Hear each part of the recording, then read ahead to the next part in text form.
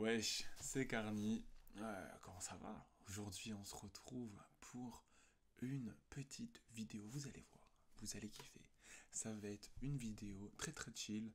On va parler de 3 animés qui vont marquer 2022, qui selon moi vont être des bangers dans cette année 2022. Et malheureusement, j'ai mis un peu de temps à sortir cette vidéo. Non mais c'est vrai, j'ai mis vraiment du temps entre recevoir la caméra, patati patata.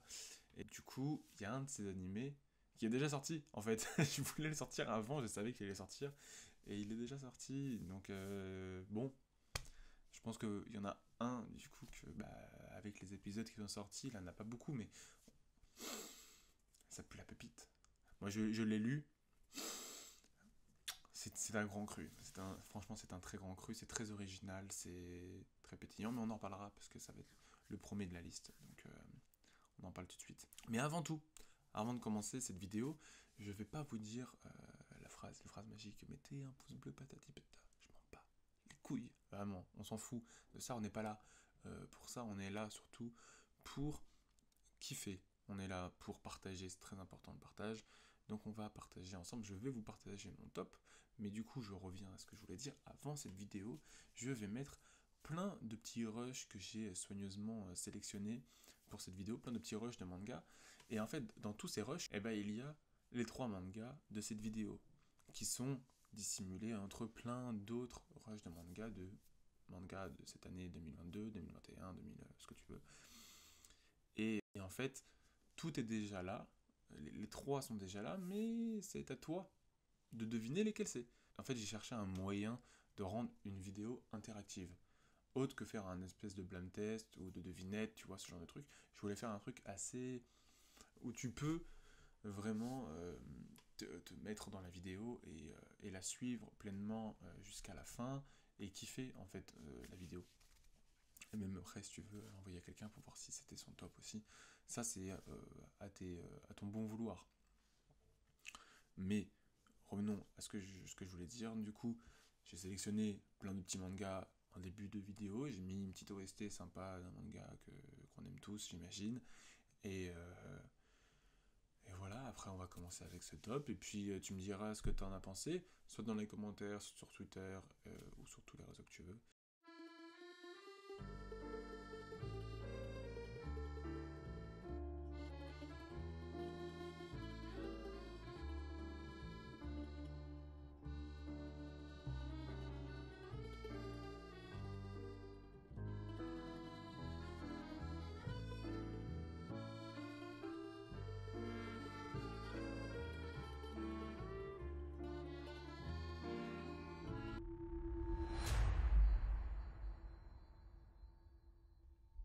Eh oui, de la bagarre, des protagonistes qui ont du flot sa mère et bien sûr une histoire captivante, alors forcément, je vais parler d'eux.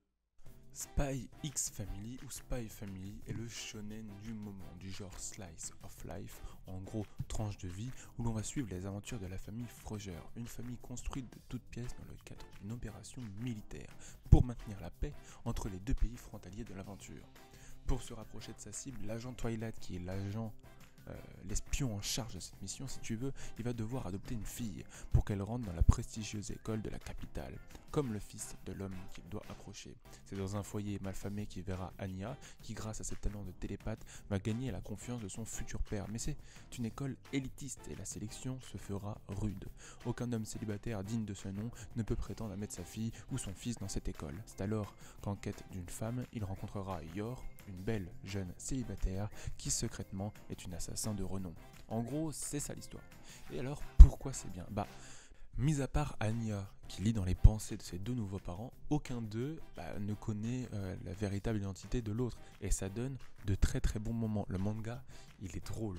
Il est vraiment très très très drôle. L'absurde est subtilement utilisé, les gags sont présents, sans être de trop. Il y a de l'action, il y a des coups de feu, il y a des enlèvements, des grosses bagarres, mais aussi une bonne dose de sensibilité plaisante. L'histoire en elle-même, elle vend pas du rêve, mais les personnages, ils sont tellement touchants, ils sont tellement prenants que le quotidien des personnages, c'est une aventure à part entière. Chaque épisode est une mission sans en être une à réussir. Puis, faut dire ce qu'il est, le rythme de l'anime confirme mon avis sur le manga papier. Pour l'instant, l'anime est une classe supérieure à tout ce qui est sorti, je pense, en 2022. Et il n'y a que 6 épisodes à l'heure où je vous parle. Alors, c'est très clairement le manga de ces débuts d'année à ne pas louper.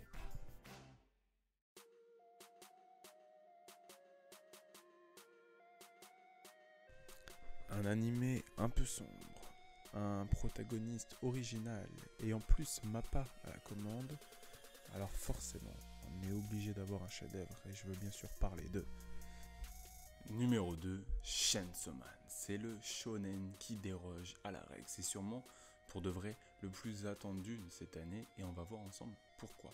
Alors, on suit l'aventure de Denji, un jeune homme fauché dans une dèche totale qui n'a qu'un seul ami, c'est un petit chien démon tronçonneuse. Et après être presque laissé pour mort, il va fusionner avec Pochita, du coup c'est le nom de son chien démon, et il va devenir le Chainsaw Man, l'homme tronçonneuse. Mais alors, pourquoi c'est bien? Plusieurs raisons à ça. Denji n'est pas un héros de shonen classique. Non, non, c'est un homme qui fantasme presque sur une vie normale. Ce qu'il veut, lui, c'est juste manger, dormir et peut-être un jour embrasser une femme.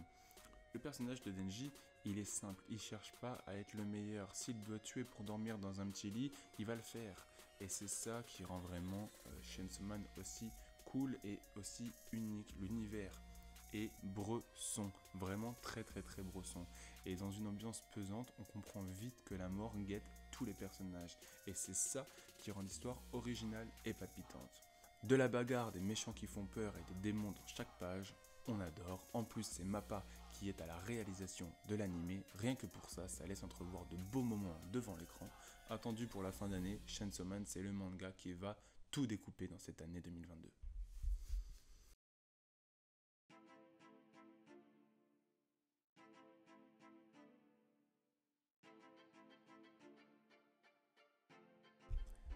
Alors, on ne peut pas ne pas en parler. Bien sûr, Blue Lock, c'est le nouveau shonen de sport qui va mettre des penalties à tous ses concurrents. Et je vous resitue, Coupe du Monde 2018, l'équipe de football du Japon, elle est éliminée en fait en huitième de finale. Et ce nouvel échec, il va inciter, si tu veux, l'Union japonaise de football à fonder une nouvelle structure qu'ils vont appeler le Blue Lock. C'est un centre de formation révolutionnaire rassemblant les 300 meilleurs attaquants lycéens de tout le pays.